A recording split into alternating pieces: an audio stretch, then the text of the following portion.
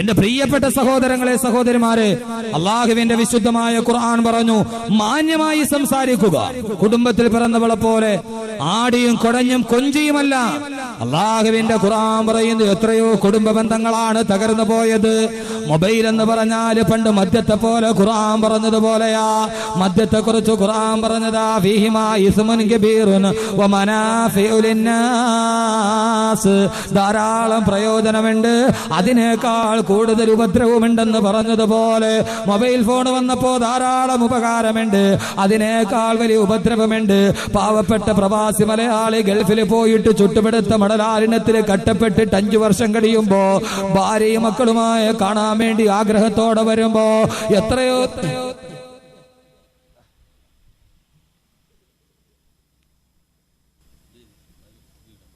2 അകത്ത് പോയി 1 വെളിയിൽ വന്നു. വെറുതെ അല്ലേ, ഏതോ പെണ്ണുങ്ങൾ പ്രാവിയിട്ടുണ്ട്, ഇത് ഇയാളുടെ നാക്കൊന്ന് പിടിച്ച് അവിടെ അല്ല. ഇതിങ്ങനെ വരും, എത്രയോ പ്രസംഗിച്ചിരിക്കുന്നത്. വല്ല വിട്ടിലും അകത്ത് പോയെങ്കിൽ നാളെ പോലെ ചാടി ചാടി അടക്കും ഞാൻ.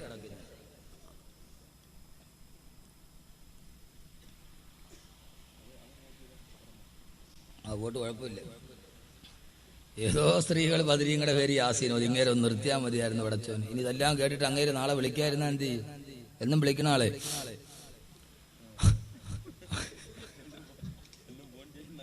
എന്നും വിളിക്കുന്ന ആൾ ഇതൊക്കെ വാദം കേട്ടിട്ട് അവനെങ്ങാനും തൗബ ചെയ്തിട്ട് നാളെ പോലെ വിളിക്കാതിരുന്നാ പോവില്ല. ആരോ ബദരീങ്ങളുടെ പേര് യാസീനോ. ഏതായാലും സഹോദരങ്ങള്, അള്ളാഹുവിന്റെ ഖുർആൻ പറഞ്ഞ പോലെ എത്രയോ കുടുംബങ്ങളാണ് വഴിയാധാരമായത്. വല്ലാത്ത കഷ്ടമാണ്, കണ്ടു നിൽക്കാൻ കരയുകയാണ്. സഹോദരങ്ങളെ, എത്രയോ ഘട്ടമാണ് ഒരൊറ്റ മൊബൈൽ ഫോണിൽ വിളിച്ചതിന്റെ കാരണത്താലാണ്. വെഞ്ഞാറമൂട് ഷാജഹാൻ എന്ന് പറയുന്ന ചെറുപ്പക്കാരൻ ഗൾഫിൽ നിന്ന് തിരിച്ചു വന്നപ്പോ കണ്ടത് പൊന്നുമോളുടെ മൃതദേഹമാണ്. പോലീസ് അറസ്റ്റ് ചെയ്തു കൊണ്ടുപോകുന്ന ഭാര്യയാണ്. എത്രയോ കുടുംബങ്ങളാണ് തകർച്ചയുടെ വക്കീലെത്തി നിൽക്കുന്നത്. അള്ളാഹുവിന്റെ ഖുർആൻ, പെങ്ങളെ, നീ ജീവിക്കുന്നത് മനുഷ്യരുടെ ലോകത്തല്ല, പിശാചുക്കൾ പാർക്കുന്ന വേതാള നഗരം പോലെ ഈ ഭൂമി മാറുകയാണ്. നിന്റെ നേരെ കടുക കണ്ണുകളുമായി ആളുകൾ കൊത്തിവലിക്കുകയാണ്. അവിടെ പെങ്ങളെ ഈമാൻ വേണേ. അല്ലാഹു പറയുന്നു, ഇനി തഖയ്തുന്ന, നിനക്ക് തഖ്വയുണ്ടെങ്കിൽ നീ നിന്റെ സംസാരത്തിൽ മിതത്വം പാലിക്കണേ. സമയത്തിന്റെ പരിമിതി കൊണ്ട് ഞാൻ വീണ്ടും തുടരുന്നു. അള്ളാഹുവിന്റെ ഖുർആൻ രണ്ടാമതായിട്ട് പറയുന്നത് എന്താ? സൂറത്തുൽ അഹ്സാബ്, വകർന ഫീ ബുയൂതികുന്ന, നീ നിന്റെ വീടിന്റെ ഉള്ളിൽ അടങ്ങി ഒതുങ്ങിയിരിക്കണേ. 2 അത്യാവശ്യത്തിനെ സംസാരിക്കാവൂ. 1 അവസാനം എന്ത് നഷ്ടപ്പെട്ടു? എന്റെ പ്രിയപ്പെട്ട പെങ്ങളെ, മൊബൈൽ ഫോണിൽ വന്നേക്കാം, നിന്റെ കൂടെ ധാരാളം പുരുഷന്മാർ വന്നേക്കാം, ലോകം അതാണ്. പക്ഷെ നിനക്ക് നഷ്ടപ്പെടുന്നതോ? വെഞ്ഞാറമൂട് റജുലാ ബീവി കാമുകനുമായി രാസലീലകൾ ആടാൻ വേണ്ടി കണ്ടു നിന്ന മകളെ പോലും ജനൽ കമ്പിയിൽ കെട്ടിത്തൂക്കി കൊന്നുകളഞ്ഞു. സ്വന്തം ഭർത്താവിനെ പോലും വഞ്ചിച്ചു കളഞ്ഞു. അവസാനം എന്തു പറ്റി? കാമുകൻ ആത്മഹത്യ ചെയ്തു, ഭർത്താവ് ഉപേക്ഷിച്ചു, പോലീസ് അറസ്റ്റ് ചെയ്തു, മകള് മരിച്ചും പോയി. എന്തായി? പണ്ട് ഉത്സവപ്പറമ്പിൽ മുച്ചീട്ട് കളിക്കുമ്പോ മറ്റേ പകിട കളിക്കുമ്പോ ആളുകൾ വിളിച്ചു പറയും, വെയ് രാജാവേ, 1 വെച്ചാ 2, 2 വെച്ചാ 10, പാലി അടിച്ചാ കമ്പനിക്ക്, പോലീസ് പിടിച്ചാ പെടലിക്ക് എന്ന് പറഞ്ഞ മാതിരി എല്ലാം നഷ്ടപ്പെട്ടു. ഭർത്താവില്ല, കാമുകനില്ല, മകളില്ല, സർവ്വതും നഷ്ടപ്പെട്ടു പോയി. ആ മനുഷ്യ സ്ത്രീ എന്ന് പറയുന്ന സ്ത്രീ ഇനി അവരുടെ ജീവിതം എന്താണ്? 1 നിമിഷം പിഴച്ചു പോയപ്പോ, ഇതാ ഞാൻ പറഞ്ഞത്, പെണ്ണെന്ന് പറഞ്ഞാൽ സ്ഫടികം പോലെയാണ്, താഴ വീണ് ചിതറിത്തെറിച്ചാൽ. ഇത് കേട്ടപ്പോ പറയണമെന്ന് തോന്നി. അതുകൊണ്ടാണ് ഈ വിഷയം സംഘാടകർ ചോദിച്ചപ്പോൾ ഖുർആനിലെ സ്ത്രീ എന്ന് പറയുന്നത്. അതുകൊണ്ട് എന്റെ പ്രിയപ്പെട്ട സഹോദരിമാരെ, നിനക്ക് ദുനിയാവ് നഷ്ടപ്പെട്ടു പോയും നിന്റെ ആഖിറവും നഷ്ടപ്പെട്ടു.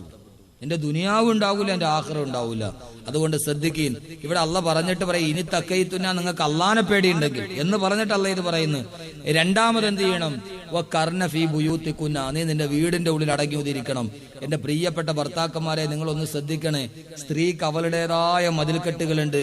ആ മതിൽക്കെട്ടുകൾക്ക് അപ്പുറത്തേക്ക് നിന്റെ ഭാര്യയെ ചാടിച്ച് നീ പഠിപ്പിക്കരുത്. നിങ്ങൾക്ക് ഇഷ്ടപ്പെട്ടാലേ ശരി, ഇഷ്ടപ്പെട്ടില്ലേ. ഭാര്യ എന്ന് പറഞ്ഞാൽ പെണ്ണ് പോകേണ്ടടുത്ത് പെണ്ണ് പോകണം, ആണ് പോകേണ്ടടുത്ത് ആണ് പോകണം. കല്യാണം നടക്കുന്ന ഓഡിറ്റോറിയത്തിൽ ഏറ്റവും കൂടുതൽ ആണാണോ പെണ്ണാണോ? ആര്? പെണ്ണ്. രാവിലെ പറയും, ഇന്നൊറ്റ കല്യാണത്തിന് വേണ്ടേ, എനിക്ക് സമയം കഴിയുന്നത് 200 രൂപ നീയും കൊടുത്തിട്ട് നീയും പോകും. എന്നിട്ട് നീ എവിടെ പോകും? ഭാര്യയുടെ കയ്യിൽ 200 രൂപയും കൊടുത്തിട്ട് കല്യാണ വീട്ടിൽ എഴുന്നള്ളിക്കാനുള്ളതാണോ? കല്യാണത്തിന് പോകേണ്ടത് നീയല്ലേ? ചെയ്യേണ്ടതുപോലെ ചെയ്ത് പഠിപ്പിക്കേണ്ടത്, കുടുംബത്തിന്റെ ബാലൻസ് തെറ്റാതെ നിർത്തേണ്ടത് പുരുഷനല്ലേ? എന്തിനാണ് അല്ലാത്തടുത്ത് പെണ്ണിനെ പറഞ്ഞു വിട്ടത്? എന്തിനാണ് അല്ലാത്തടുത്ത് പെണ്ണിനെ ഇറക്കി വിട്ടത്? പലചരക്ക് കടയിൽ സാധനം വാങ്ങിക്കാൻ കഴിവത് നീയല്ലേ പോകേണ്ടത്? അതല്ലെങ്കിൽ മുതിർന്ന ആൺമക്കളല്ലേ പോകേണ്ടത്? എല്ലാത്തിനും നീ കറങ്ങി നടക്കാൻ വേണ്ടി സമയം കാണുകയും ബാക്കിയുള്ള കാര്യം മുഴുവനും ഭാര്യ മേൽപ്പിക്കുകയും ചെയ്യുമ്പോ അല്ലാഹുവിന്റെ ഖുർആൻ പറഞ്ഞു പാടില്ല. ഓ പെണ്ണേ, നീ നിന്റെ വീടിന്റെ ഉള്ളിൽ അടങ്ങി ഒതുങ്ങിയിരിക്കണേ. ഇനി ഭർത്താവിന്റെ സ്ഥലത്ത് ഒരു പെണ്ണിന് പോകേണ്ടി വന്നു. പഞ്ചായത്ത് ഓഫീസിൽ പോണം, വില്ലേജ് ഓഫീസിൽ പോണം, കറണ്ട് ചാർജ് അടയ്ക്കാൻ പോണം, പലചരക്ക് പോണം, പച്ചക്കറി മേടിക്കാൻ പോണം, ഇതെല്ലാത്തിനും പോണം. പോയിക്കൊള്ളുക. പക്ഷെ എങ്ങനെ പോകണം? എങ്ങനെ പോകണം? അല്ലാഹുവിന്റെ പ്രവാചകൻ പറഞ്ഞു, അയ്യും അംറഅത്തിൻ ഇസ്തഅതറത് തുമ്മ ഖറജത് മിൻ ബൈതിഹാ ഫമറത് അലാ ഖൗമിൻ ലിയജിദൂ റിഹഹാ ഫഹിയ സാനിയാ വഹിയ സാനിയാ വഹിയ സാനിയാ. അല്ലാഹുവിന്റെ റസൂൽ പറഞ്ഞു, അയ്യും അംറഅത്തിൻ ഇസ്തഅതറത്, ഏതെങ്കിലും ഒരു പെണ്ണ് തന്റെ ഭർത്താവ് വിദേശത്ത് നിന്ന് അയച്ചു കൊടുത്ത പെർഫ്യൂം തന്റെ ശരീരത്തിലേക്ക് വാരിപ്പൂശി എന്നിട്ട് അവൾ നിലക്കണ്ണാടിയുടെ മുമ്പിൽ നിന്ന് ഒരുങ്ങുകയാണ്. അവിടെ നിന്ന് അവൾ ഇറങ്ങി വീട്ടിൽ നിന്ന് വെളിയിലോട്ട് നടങ്ങി. എങ്ങോട്ടാണ്? ഫമറത്ത് അലാ ഖൗമിൻ ലിയജിദൂ റിഹഹാ. കണ്ടുകുടിയിൽ നിന്ന് നാവറമ്പലത്തോട്ട് പോകുന്ന ഈ റോഡിലൂടെ ആ പെണ്ണ് നടന്നു പോവുകയാ. ശരീരത്തിൽ വല്ലാത്ത പെർഫ്യൂമിന്റെ സുഗന്ധം ആഞ്ചു പൂശുന്നുണ്ട്. അട്രാക്ഷനുള്ള കളറുള്ള സാരി ചുറ്റിയിട്ടുണ്ട്. റസൂലുള്ളാഹി പറയുകയാണ്, എന്തിനാണ് അവൾ പെർഫ്യൂം അടച്ചതെന്നറിയുമോ? ലിയജിദൂ റിഹഹാ. കടത്തിണ്ണയിലിരിക്കുന്ന ചെറുപ്പക്കാര് തന്നെ ഒന്ന് ശ്രദ്ധിച്ചാൽ കൊള്ളാമായിരുന്നു എന്ന ചിന്തയോടൊരു പെണ്ണെങ്ങാനും പെർഫ്യൂം അടിച്ചാ സാരി വാരി ചുറ്റുമ്പോ അതിന്റെ കളറ് കാണുമ്പോ ചെറുപ്പക്കാര് കണ്ടിട്ട് തന്നെ ഒന്ന് നോക്കണമെന്ന ആഗ്രഹത്തോടെ ഒരു വസ്ത്രമെങ്ങാനും ഒരു പെണ്ണെടുത്തുടുത്താല്, പെങ്ങള് കല്യാണത്തിന് വേണ്ടി പോകുമ്പോ ആ സമയത്ത് സാരി ചുറ്റുമ്പോ ചുരിദാറിടുമ്പോ ഏതെങ്കിലും ചെറുപ്പക്കാര് കാണട്ടെ എന്ന് പറഞ്ഞ് നിന്റെ വസ്ത്രം ഒരു ഭാഗത്ത് നിന്ന് മാറ്റിവെച്ചാൽ അവര് കാണട്ടെ എന്ന് പറഞ്ഞ് നീ അത് ധരിച്ചുകൊണ്ട് അവര് കാണാൻ വേണ്ടി റോഡിലൂടെ ആകർഷകമായി നടന്നു പോയാൽ അല്ലാഹുവിന്റെ റസൂൽ പറയുകയാ, വഹിയ സാനിയാ വഹിയ സാനിയാ വഹിയ സാനിയാ. അവള് വ്യഭിചാരിയാണ്, അവള് വ്യഭിചാരിയാണ്, അവള് വ്യഭിചാരിയാണെന്ന് നബി മുഹമ്മദ് മുസ്തഫ. അവള് വ്യഭിചാരിയാണെന്നല്ല, അവള് വ്യഭിചരിക്കാൻ വേണ്ടി ചെറുപ്പക്കാരനെ ക്ഷണിച്ചവളാണ്. അവള് വ്യഭിചാരന്റെ ചെറുപ്പക്കാരന്റെ വികാരങ്ങളെ ഇളക്കി വിട്ടവളാണ്. വസ്ത്രധാരണത്തിലൂടെ മാദകമായ ഗന്ധത്തിലൂടെ അങ്ങനെ എങ്ങാനും ഇറങ്ങി നടന്ന വ്യഭിചരിക്കുന്ന പെങ്ങള് വഹിയ സാനിയാ വഹിയ സാനിയാ വഹിയ സാനിയാ. അവള് വ്യഭിചാരിയാണ്, അവള് വ്യഭിചാരിയാണ്, അവള് വ്യഭിചരിക്കാൻ ക്ഷണിച്ചവളാണെന്ന് നബി മുഹമ്മദ് റസൂലുള്ളാഹ്. ഭാഷ കടുത്തു പോയാലും ക്ഷമിക്കണം, പറയാതിരിക്കാൻ തരവില്ല. റസൂലുള്ള 3 പ്രാവശ്യം വന്ന് വഹിയ സാനിയ വഹിയ സാനിയ വഹിയ സാനിയ. അവള് സാനിയ മിർസാണെന്നല്ല, വഹിയ സാനിയ, അവള് വ്യഭിചാരിയാണ്, അവള് വ്യഭിചാരിയാണ്. വ്യഭിചരിക്കണ്ട. വസ്ത്രം എടുത്തുടുക്കുമ്പോ അഡ്ജസ്റ്റ്മെന്റ് ചെയ്യൂലേ? ഇത് ചെറുപ്പക്കാര് കാണട്ടെ. റോഡിൽ കൂടെ ഇറങ്ങി പോകുമ്പോ ഈ കണ്ടുകൂടിന്ന് വാവറമ്പലത്തോട്ട് പോണ വഴിയിൽ റോഡ് സൈഡിൽ ഇരിക്കണ ഈ കടത്തിണ്ണയിരിക്കണ ചെറുപ്പക്കാരില്ലേ, LMV എന്ന് പറഞ്ഞാൽ ലൈറ്റ് മോട്ടോർ വെഹിക്കിൾ അല്ല, ലോകമഹാവാളികള്. LMV ചെറുപ്പക്കാരിരിക്കുന്ന റോഡ് സൈഡിൽ അവരൊക്കെ ഒന്ന് കാണട്ടെ എന്ന് വിചാരിച്ചിട്ട് ഇച്ചിരി സുഗന്ധം അടിച്ചുകൊണ്ട് പോയാ എന്റെ ജീവിത പെണ്ണിന് സുഖം പൂശാൻ പറ്റുന്നത് 2 നേരത്താ. എപ്പോഴൊക്കെയാ അത്? ഒരു പെണ്ണ് 2 നേരത്തിലേ സുഗന്ധം പൂശാവൂ. ഒന്ന്,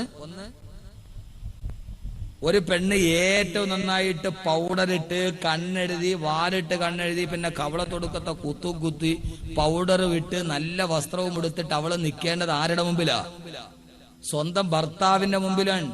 ഒരു പെണ്ണിന് 2 സമയത്തെ പെർഫ്യൂം പൂശാവൂ.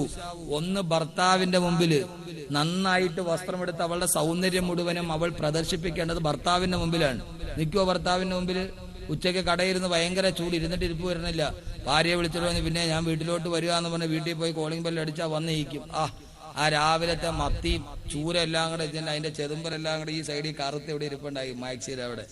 കുറച്ച് മുഖത്തും കുറച്ച് കയ്യിലും ഒരു വെണ്ടയ്ക്ക ഒരു മുരിങ്ങക്കയും വെച്ച് കയ്യിൽ ഒരു കത്തിയൊക്കെ വെച്ച് നിങ്ങൾ വന്നാ പോയില്ലേ? ഭർത്താവ് വീട്ടിലുള്ള സമയത്ത് അവസ്ഥ എന്താ? അങ്ങനെ ചെതുമ്പലും പിടിച്ചിരിക്കും. ഓ വരാ തക്രബ ഹാദിഹി ഷജറ, ആ ഷജറത്തിലേക്ക് പോകാൻ പറ്റൂ. എല്ലാം കഴിഞ്ഞ് പാവപ്പെട്ടവൻ വരുന്നു. 5 മണിയാകുമ്പോൾ അവൻ ഇറങ്ങി വീണ്ടും അവൻ പോയിട്ട് ഏതായാലും പോയി കണ്ടുകുഴി പോയി മർഹബാസ് ചോദിച്ച് പോയി സോഡാറിങ്ങളോ കുടിച്ചിട്ടിരിക്കാന്ന് പറഞ്ഞ് അവനങ്ങ് പോകും. അവൻ വെളിയിൽ നിന്ന് ഇറങ്ങി കഴിയുമ്പോൾ പോയി നന്നായിട്ട് കുളിച്ച് മാക്സിയൊക്കെ എടുത്തിട്ട് പൗഡറൊക്കെ ഇട്ട് നന്നായിട്ട് കുളിച്ചൊരുങ്ങി അയലോക്കത്ത് പോയിട്ടൊരു 40 നോട്ടീസിന്റെ വിത്തനയും പറഞ്ഞ് 7 മണിയാകുമ്പോൾ വീട്ടിൽ കയറിയിരുന്ന് പൈപ്പ് മഗ്രിബിന്റെ ബാങ്ക് വിളിക്കുമ്പോൾ പൈപ്പിൽ പോയി ഒതുവൊക്കെ എടുത്ത് നേരെ വന്ന് മുസല്ല എടുത്ത് ഫ്രണ്ടിൽ വെച്ച് 14 ഇഞ്ച് ടിവിയുടെ ഫ്രണ്ടിൽ പോയി റിമോട്ട് എടുത്ത് ബിസ്മില്ലാഹിർ റഹ്മാനിർ റഹീം നബൈതുൽ ഇഅ്തികാഫ ഇലാ അമാമി ഹാദൽ ടിവി ഇലാ നിഹായത്തി ഐഡിയ സ്റ്റാർ സിംഗർ അൽഹംദുലില്ലാഹ്. ഒരൊറ്റയിരിപ്പ്. അതുവരെ എന്തോ ഒരു മൊഞ്ച. അതിന് ഭർത്താവ് വീട്ടിൽ ഇരിക്കണ സമയത്തുണ്ടാ ഒരു ഭാര്യ യഥാർത്ഥത്തിൽ, ഞാനിതൊക്കെ ഒരു കുടുംബജീവിതം പറയുമ്പോൾ അതിന്റെ ഒത്തിരി വശങ്ങളിലേക്ക് പോകണം. നമ്മുടെ ഒരു പൊതു സ്റ്റേജിൽ പറയാൻ പറ്റില്ല. എന്ന് പറഞ്ഞാൽ നിന്റെ ഭർത്താവ് വേറൊന്നിനെ കുറിച്ച് ആഗ്രഹിക്കാതെ ആ ഭർത്താവിനെ തനിക്ക് അള്ളാഹു തന്ന സൗന്ദര്യം കൊണ്ട് കാത്തു സൂക്ഷിക്കേണ്ടത് ഭാര്യയുടെ ചുമതലയാണ്. അള്ളാഹു കാര്യങ്ങൾ മനസ്സിലാക്കാൻ തൗഫീക്ക് നൽകട്ടെ. നാളെ ഇൻഷാ അല്ലാഹ് കുടുംബജീവിതമൊക്കെ പറയും. കബീർ ഉസ്താദ് അതൊക്കെ പറഞ്ഞു എന്നൊക്കെ നാളെ പറയും. അതുകൊണ്ട് ഞാൻ ഇൻഷാ അല്ലാഹ് കാര്യങ്ങളിലോട്ട് കടക്കുകയാണ്. പിന്നെ രണ്ടാമത് പെർഫ്യൂം പൂശ എപ്പോ? അള്ളാടെ മുമ്പിൽ നിൽക്കുമ്പോ. നിസ്കരിക്കാൻ നിൽക്കുമ്പോ അത്ര പൂശിട്ട് നിൽക്കുക. നിസ്കരിക്കാൻ നിൽക്കുമ്പോ അത്ര പൂശിട്ട് നിൽക്കും. എന്റെ പ്രിയപ്പെട്ട സഹോദരങ്ങളെ, അതുകൊണ്ട് ഖുർആൻ റസൂലുള്ള പറഞ്ഞു, നിന്റെ വസ്ത്രധാരണത്തിൽ പോലും നീ ശ്രദ്ധ പുലർത്തണം. അങ്ങനെ ഒരു ആഗ്രഹത്തോടെ വസ്ത്രം ധരിച്ചാളെ വിചാരത്തിന്റെ കുറ്റമാണ്. മൂന്നാമത്തേതാ? അല്ലാഹുവിന്റെ ഖുർആൻ പറയുന്നു, വലാ തബറജ്ന തബറുജൽ ജാഹിലിയ്യത്തിൽ ഉലാ. ജാഹിലിയ കാലഘട്ടത്തിലെ പെണ്ണുങ്ങൾ അടിഞ്ഞാടി നടന്നതുപോലെ പെണ്ണെ നീ സൗന്ദര്യ പ്രദർശനം നടത്താൻ പാടുള്ളതല്ല. ജാഹിലിയ കാലഘട്ടത്തിലെ അല്ലാഹുവിന്റെ റസൂല് കടന്നു വരുമ്പോ കാലഘട്ടത്തിലെ പെൺകുട്ടികൾ എങ്ങനെയാണോ നടന്നത് അതേപോലെ പെണ്ണെ നീ അടിഞ്ഞാടി നടക്കാൻ പാടുള്ളതല്ല. അതുകൊണ്ട് എന്റെ സഹോദരങ്ങളോട് ഞാൻ ഓർമ്മിപ്പിക്കുകയാണ്, അള്ളാന്റെ ഖുർആൻ പറയുന്നു, നിങ്ങൾ അങ്ങനെ ചെയ്തു പോകരുത്. അജ്ഞാന കാലഘട്ടത്തിലെ പെണ്ണുങ്ങൾ പോലെ എന്ന് പറഞ്ഞാൽ അജ്ഞാന കാലഘട്ടത്തിലെ പെണ്ണുങ്ങളുടെ അവസ്ഥ എന്താ നമ്മൾ കേട്ടിട്ടില്ലേ?